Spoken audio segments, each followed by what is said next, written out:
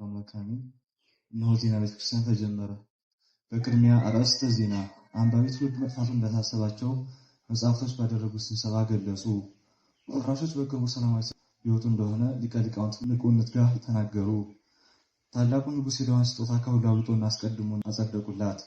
በሲኦል ድልድይ ላይ ጭፈራ ፓርቲን ማዘጋጀቱን የውስጥ አዋቂ ምንጮች ተናገሩ።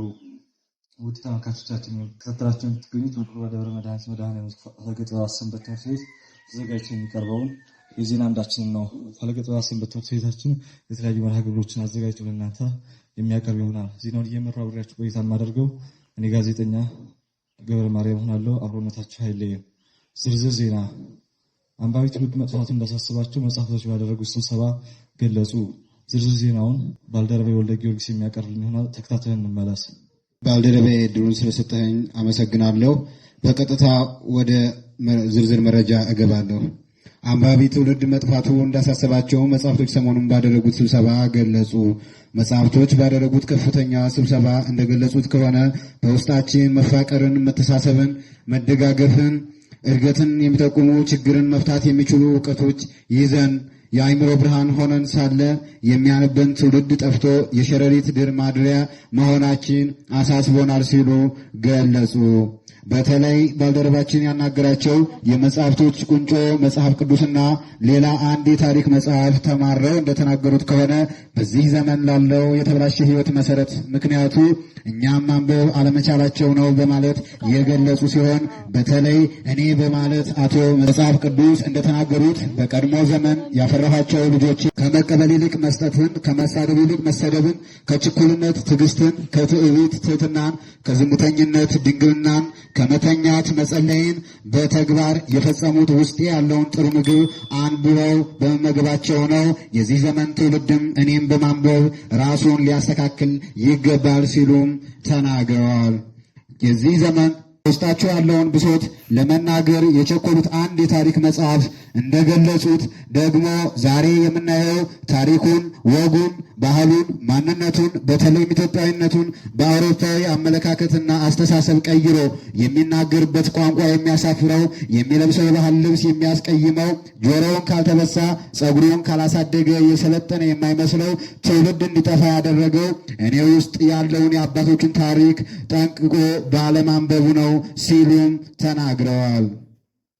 ምን ይደረግ ተብሎ ለቀረበላቸው ጥያቄ ሲመልሱ ጊዜያችሁን በሶሻል ሚዲያ ከምታቃጥሉ እኛም በማንበብ ሕይወታችሁን ቀይሩ። ፈረስ ያደርሳል እንጂ አይዋጋም። እኛም የሕይወት ምግብን እናቀርባለን። መብላት የእናንተ ፈንታ ነው። አንብባችሁ በሕይወት በመኖር የእግዚአብሔር መንግሥት ውረሱ፣ የሀገራችሁን ባህል ጠብቁ በማለት ተናግረዋል። ፍራሾች በቅርቡ ሰላማዊ ሰልፍ ሊወጡ እንደሆነ ሊቀ ሊቃውንት ንቁነት ጋር ተናገሩ። ዝርዝር ዜናውን ከባልደረባዬ ገብረ ጻዲቅ ሰምተን እንመለስ። እሺ ባልደረባዬ፣ በመጀመሪያ እድሉ ስለተሰጠኝ እያመሰገንኩ ቀጥታ ደረጃ ወስዳችኋለሁ። የምተኛባቸው ፍራሾች በቅርቡ ሰላማዊ ሰልፍ ሊወጡ እንደሆነ ሊቀ ሊቃውንት ንቁነት ጋር ተናገሩ። ሰሞኑን ሊቀ ሊቃውንት በደረሳቸው ደብዳቤ መሰረት ከፍራሾች ወገን የሆነው አቶ ካንጋሮ ፍራሽ እንደገለጹት ሰላማዊ ሰልፍ ለመውጣት ዝግጅት መጨረሻቸውን ተናግረዋል። ሰላማዊ ሰልፍ የሚወጡበትም ምክንያት የስራ ጫና ለመቀነስ እንደሆነ ተናግረዋል።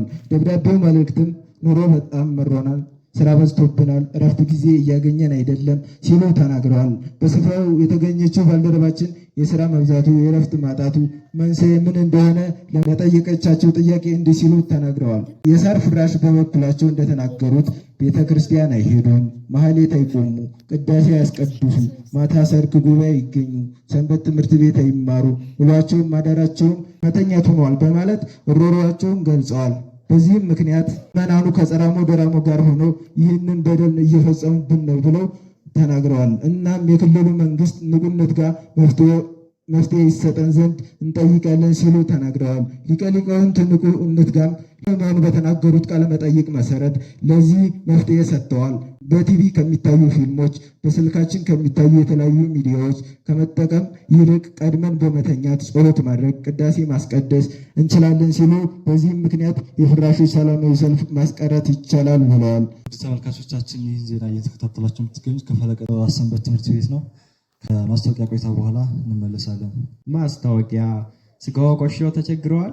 መፍትሄው እኛ ጋር አለ። ንስሐ ሳሙና በማጥራት ወደር ያልተገኘለት በካህናት አባቶች በሚመደብለው ሰዓት ያገኙታል። በሰዓቱም በመጸጸትና ዳግም ላለመበደል በመወሰን ይቅረቡ፣ እንዳያመልጦ፣ እንደቆሸሹ እንዳይሞቱ። ለበለጠ መረጃ ዮሐንስ ወንጌል ምዕራፍ 2 ቁጥር 16። የዜና አምዳችን እንደቀጠለ ነው። ታላቁ ንጉሥ የድሃን ስጦታ ከሁሉ አብልጦና አስቀድሞ አጸደቁላት። ዝርዝር ዜናውን ከባልደረባዬ በድጋሚ ሰምተን የምንመለስ ይሆናል። ታላቁ ንጉሥ የድሃን ስጦታ ከሁሉ አብልጦና አስቀድሞ አጸደቀላት። የሀገሩ ሰዎች ሁሉ ካላቸው ከደሞዛቸው ለንጉሡ የፈቀዱትን እንዲሰጡ ጥሪ ተደርጎ ነበር።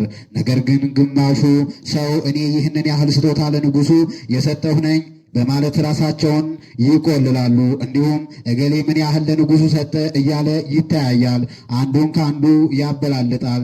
ንጉሡ ግን እጅግ ትዕግስተኛ ስለነበር ሁሉንም ነገር ያስተውላል፣ ሁሉንም በአንክሮ ያስተውላል። ነገር ግን አሁንም የሰዎች ጫጫታ ቀጥሏል። በዚህ ሰዓት አንዲት ድሃ መበለት ያላትን 2 ሳንቲሞች ይዛ በንጹሕ ልቧ ወደ ንጉሡ ትሄዳለች። ንጉሡም እውነተኛ ቅን ፈራጅ የልብን የሚያውቅ ስለሆነ የዚችን ድሃ መበለት ስጦታ ተቀብሎ አጸደቀላት። እርሱም እንዲህ ሲል ተናገረ። እውነት እውነት እላችኋለሁ በሙዳዬ ምጽዋት ካስገቡ ሁሉ ይልቅ ይህች ድሃ መበለት አብዝታ አስገብታለች። ያስገቡ ሁሉ ከትርፋቸው አግብተዋልና እርሷ ግን ከድህነቷ የነበራትን ሁሉ አስገብታለችና ስጦታዋ ጸድቆላታል በማለት ስጦታዋን በሁሉ ሕዝብ ፊት ከሁሉ አብልጦ አጽድቆላታል። በተጨማሪም አንተስ ምጽዋት በምታደርግበት ጊዜ ቀኝህ የምትሰራውን ግራህ አትወቅ፣ ምጽዋትህ በስውር ይሁን፣ በስውር የሚያይ አባትህም በግልጽ ይከፍላል በማለት ንጉሣዊ ትእዛዙን አስተላልፏል ሲል መረጃውን ያደረሰን ወንጌላዊ ሉቃስ ምዕራፍ 21 ከቁጥር 1 ነው። በመጨረሻም ከሲኦል ድል ያለ ጭፈራ ፓርቲ መዘጋጀቱን የውስጥ አዋቂ ምንጮች ተናገሩ። ዝርዝር ዜናውን ባልደረባዬ በድጋሚ የሚያቀርብልኝ ይሆናል። በድጋሚ እያመሰገንኩ ወደ ዝርዝር መረጃው ገባለሁ። በሲኦል ድል ያለ የጭፈራ ፓርቲ መዘጋጀቱን የውስጥ አዋቂ ምንጮች ገለጹ። ነገሩ የሆነው እንዲህ ነው።